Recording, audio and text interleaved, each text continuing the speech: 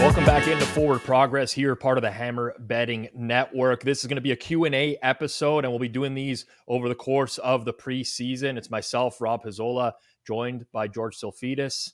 George, I'm excited for the NFL season, excited to take some questions here. And for those of you who are watching and you want to know how to get your question answered, just comment down below. It's very easy. We check all the comments on every video. We'll get to them. If not, you can also email us at forwardprogress@thehammer.bet, or just DM us on Twitter at thehammerhq or forwardprogresshq. Easy ways to get in touch with us. And I will remind you as well, if you're betting on the NFL this year and you're in Ontario, make sure you have a Pinnacle account. Pinnacle is the world's sharpest sportsbook, available to all bettors in Ontario. You can find out what pro bettors have known for decades.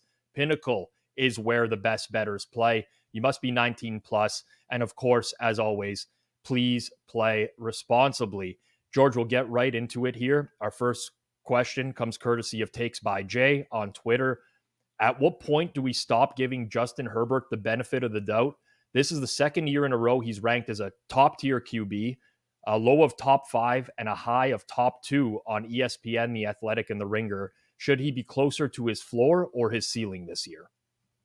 I want to start with a quote by Eric Bischoff, one of my favorite personalities in wrestling. Bischoff. Yeah. And he always said, numbers lie and liars use numbers. So I'm going to proceed to use some numbers to support a pro Justin Herbert take for a second, because there's often people will point to his QBR and PFF grade and say, hey, he just doesn't show top 5 elite stats. And then here's my counter, right? Like, he is the most prolific passer through the first 3 years of his career from a passing yardage standpoint. He has scored the most points per game through the first 3 years of his career. But let's forget about that. I want to talk about a team that is sabotaging a guy with an unbelievable skill set and physical traits. I call it they've got a Ferrari and they can't take it out of third gear. They're wasting his talents. And to me, the part that sticks out for me is two things. This is a team that was 29th in yards after the catch. So there's nobody doing him any favors as far as from a receiver standpoint and schematically to get positive yardage after he's thrown the ball. Whereas like Miami and Philadelphia, who prop up their quarterbacks very well, are 1 and 2 in that metric. He's also he has the third worst rushing attack in football. He has the lowest air yards of any qualifying quarterback. But to me, here's the number that stands out when I see it, because first and second down is often scheme dependent, drawing up a good play. And his EPA per dropback is 20th on first and second downs, and he's 19th in EPA per dropback success rate. On third and fourth downs, where he has to pass the ball, and you're going to the sticks no matter what, he's 10th and 6th. That disparity is the largest of any quarterback in football. So to me, it's the whole Anthony Lynn Jr. and Joe Lombardi are not putting him in good positions to win, especially with the play calls and the schemes, and his physical traits are bailing them out. And to the game that solidifies that for me is the Raiders game 2 years ago, the final game of the year where they needed to win to get in the playoffs, and he had to convert 4 fourth downs. It was literally all on his shoulder, 4th and 10 and longer. And that's where he showed how good he is when he gets to play freely and he understands the objective, whereas they're trying to confine a very physical, talented quarterback and turn him into a underneath Alex Smith, Drew Brees type quarterback, and his physical traits are way better than that. Yeah, I kind of echo everything you said there. So for me, I think he's way more likely to play closer to his ceiling this year. I really like bringing in Kellen Moore as an offensive coordinator. For those who are watching, you probably see the Dallas Cowboys symbol behind me. I'm a Cowboys fan. There are times where I'm critical of Kellen Moore in the past, but I do think that he's an upgrade for them as an OC, especially opening things up on first and second down for them. Utilized a lot of play action with the Cowboys altogether. And honestly, I just think Herbert is great. I mean, he really, really passes the eye test for me on top of everything else. So I think there's been a lot of contributing factors outside of his control, play calling being one, lack of a defense being able to stop the run over the last couple of years, just being kept off the field for long periods of time. There's one thing I will say about Herbert, though, which always drives me crazy, and I think he's got to learn it at some point or another. He can't turn off the fastball. And a lot of these short throws underneath lots of times he puts so much zip on them that ends up being up in the air. Receivers have tough time catching it. So I think there's a little bit of finesse that could be developed in his game to make him get to like that pure elite level. But ultimately, I don't have too many bad things to say about him. And I think he's way more likely to be closer to his ceiling for this upcoming season. You Our know, second, I go I ahead, didn't want George. to interrupt you, but I thought this was a settled science where everybody thinks of him as a top 5 quarterback, but someone else whose opinion I greatly respect in football, we were having this debate about, Herbert just doesn't get it done when it matters, and I'm thinking to myself, what are the most important positions outside of the quarterback position? Wide receiver, offensive tackle, edge rusher, and corner. Those are the 4 premium positions that aren't quarterback. The Chargers lost receivers last year. They lost their left tackle. They lost an edge rusher. They lost a cornerback. It's like, despite all that, despite him breaking his ribs early in the season on an injury that takes 6 to 8 weeks to heal, he still willed them to a 10-win record in a division with Patrick Mahomes and took him to the playoffs. So it's like, if that's his floor and he's been sabotaged by all these injuries, then like, let's look at what his ceiling could be if everything goes right from that perspective. So, like, for me, Patrick Mahomes is clearly the quarterback of the league, of our era, of all time. But I believe there's another tier that's just, slightly behind him at an elite level. And I believe Herbert's one of the 3 quarterbacks in that second tier.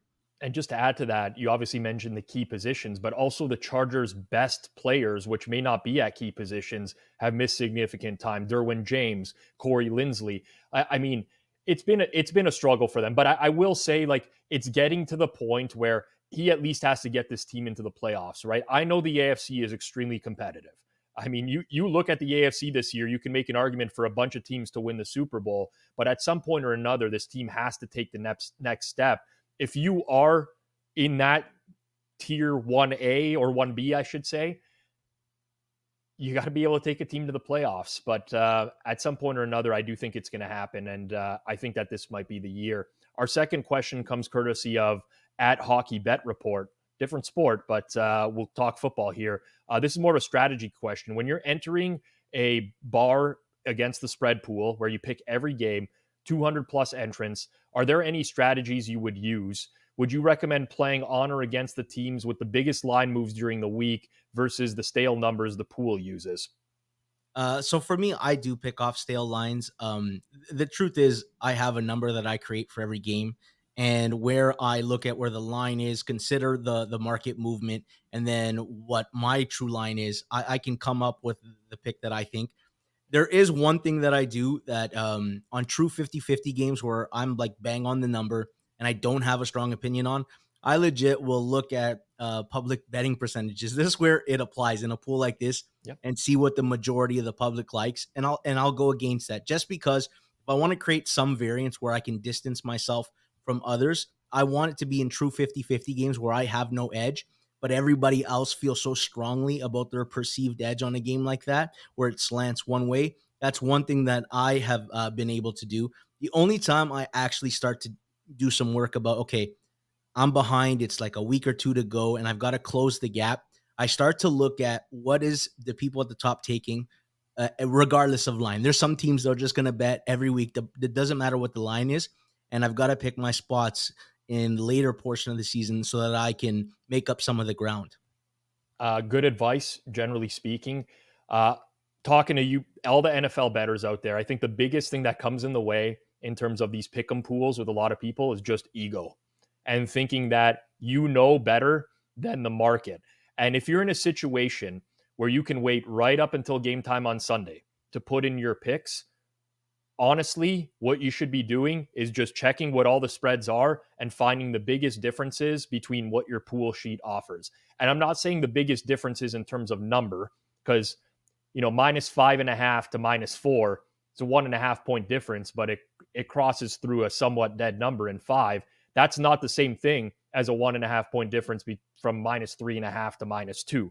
So being able to price each of these points is important, but honestly, 200 plus players in a pool, I would imagine that at least 175 of those are just making their own picks, if not higher. And you have an advantage just by using the market numbers. I've had my brother doing this for years, who candidly is a horrible football bettor, but can use that strategy to win money in pools. And then, as George said, as the year goes on, if you're up near the top, you continue employing that strategy. If you're chasing games at some point, you might want to try to do something different, go against the grain. But generally speaking, there's not enough people that are doing this or utilizing this strategy yet, where I think it's still a significant advantage, George.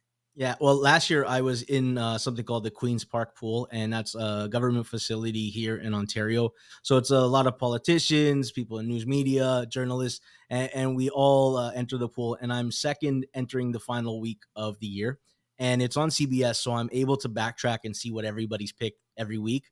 And the guy that was in first by one game on me, um, we had a lot of similar picks, and like I looked at his Bengals board and he like picked them every week. And I'm like, all right.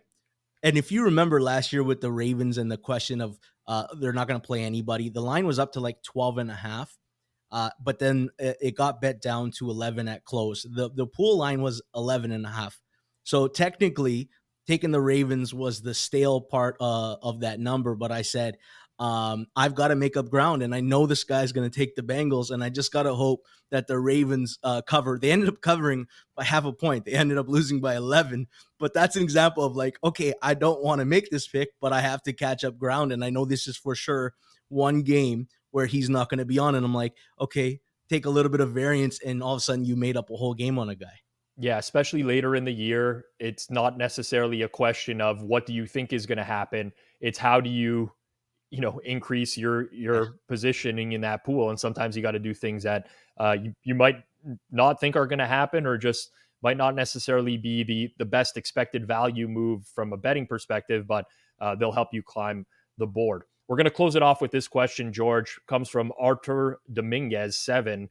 What high variance teams are you looking to target when it comes to alternate regular season win totals in each conference?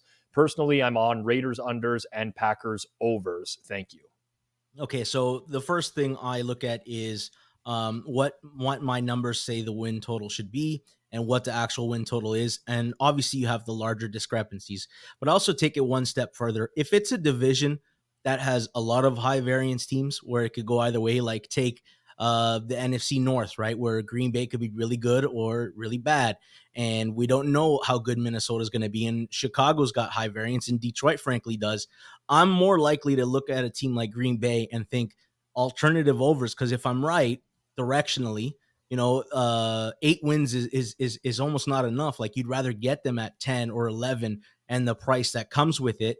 And then a team like Jacksonville, where okay, directionally I want to be on their under, and I think the Colts are wide range of outcomes, and I believe Tennessee is as well, in Houston, and even though maybe I don't have as big an edge, I say, you know what? If I'm wrong about at least two of these teams in either direction, there could be a huge opportunity to get a line that's two games off of what the real number should be. So I look at my numbers first, and then I also look at their surroundings and how high variance the division that they're in is in. Yeah, I think that's generally good advice. I'll give out a couple specific teams. Don't hate me, people. I know you see the cowboy symbol here. Anyone who's watched Forward Progress for a long time or my content for years, you will know that I can bet on or against Dallas, but I like the alternate over on the Cowboys this year. There's a team that went 12-5 a season ago with Dak Prescott throwing the most interceptions in the league, which is unlikely to happen again. They address significant areas of weakness, adding Brandon Cooks at receiver, adding Stephon Gilmore. They draft Mazai Smith, who's going to be their nose tackle on the defensive line. I think this is an extremely deep, solid team with huge upside. Now, I'm very much concerned about the McCarthy-Schottenheimer combination there, and maybe not giving Dak the freedom to throw downfield as much, too much early down running.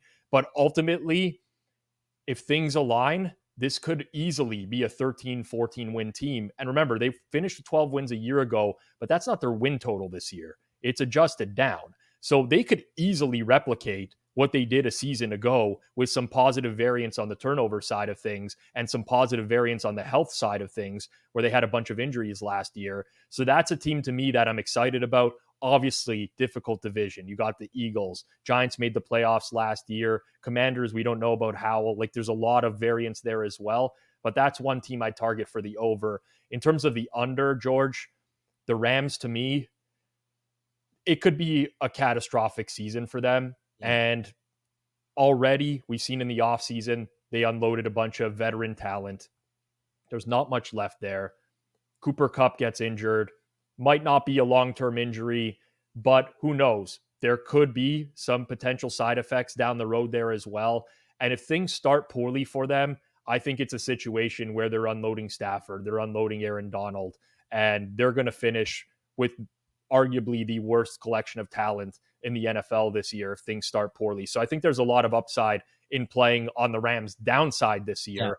But in terms of what Artur suggested here, Raiders under and Packers over, I actually don't even disagree with either of those. No, I think those are directionally right. With the Rams, even if they don't trade their stars, they might just become disinterested. 30 years old, you've got a limited amount of clicks on your body. You might just shut it down earlier in the season. I'll give you one that I had as a potential over is the New Orleans Saints. They have a schedule full of unknowns, right? They have the Atlanta Falcons. We don't know how good or bad they're going to be. The Carolina Panthers, the Tampa Bay Buccaneers. They also play the AFC South with all those high variance teams we talked about, Jacksonville, Houston, Indy, and Tennessee. If Derek Carr is fractionally better than we expect, and the other teams are fractionally worse than we expect, then New Orleans might clear their win total by 3-4 wins. And you could look at a top 2 seed in the NFC if everything breaks right. I love that you mentioned that because I don't actually like the Saints as a team, but I think everything sets up well for them this year. I was telling Suma a few weeks back, if I could bet a prop right now, obviously depending on the price, that the Saints win the division and lose their first playoff game, Yeah, if that's it was true. the right price, I would absolutely bet it. So I agree with you there. I think there's a lot of upside for the Saints just based off of the schedule and the way that it plays out for them. As always, if you do want to interact with us, have your questions answered here on our Forward Progress Q&A. Again, comment down below, email us forwardprogress@thehammer.bet, or just message us on Twitter. We get to everything, and we try to incorporate as much as we can into the broadcast. And last thing I'll say is make sure you are subscribed here on Forward Progress. Set notifications. This is very simple. You'll get notified every time a new piece of content is out. And I would put our collection, our roster of content creators up against any other roster of NFL content creators in the entire world. We have some great bettors on here, including George, Suma, Eric Eager, Hitman. The collection of talent we have assembled for this season, I promise you, it will help make you a better football bettor. So stay tuned for more content here on Forward Progress. Until next time, peace out. Enjoy football preseason.